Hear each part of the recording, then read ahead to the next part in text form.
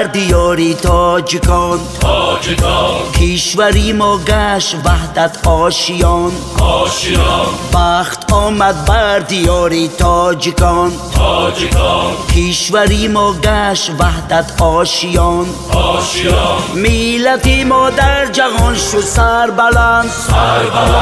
از تلاشی پیشوایی ارجمند میلتی ما در جهان شد سربلند از تلاشی پیشوایی ارجمند شد بلندی از لوای دوستی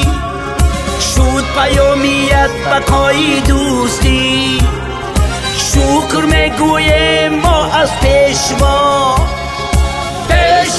مهربان و رهنما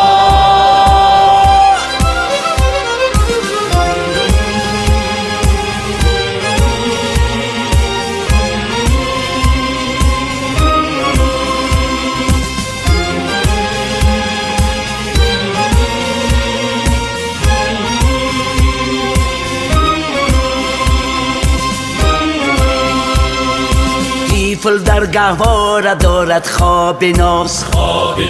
مادر از طالع بلندی سرفراز طفل در گهواره دارد خواب ناز مادر از طالع بلندی سرفراز خانه ای ما روشن است مهروزیا مشعل افروز است ما را پیشوا خانه ای ما روشن است مهروزیا مشعل افروز است ما را پیشوا شد بلندی از لوای دوستی شد پیامیت بقای دوستی شکر میگویم ما از پیشوایی مهربان و رهنما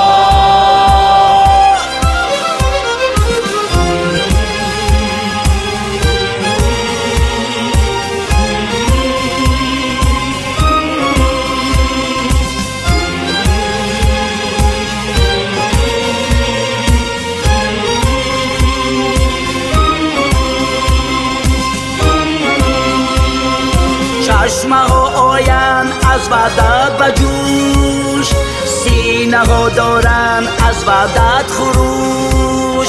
چشمه ها آیند از وحدت بجوش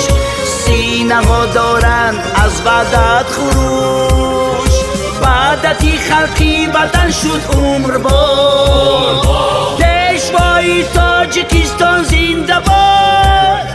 وحدتی خلقی وطن شد عمر باد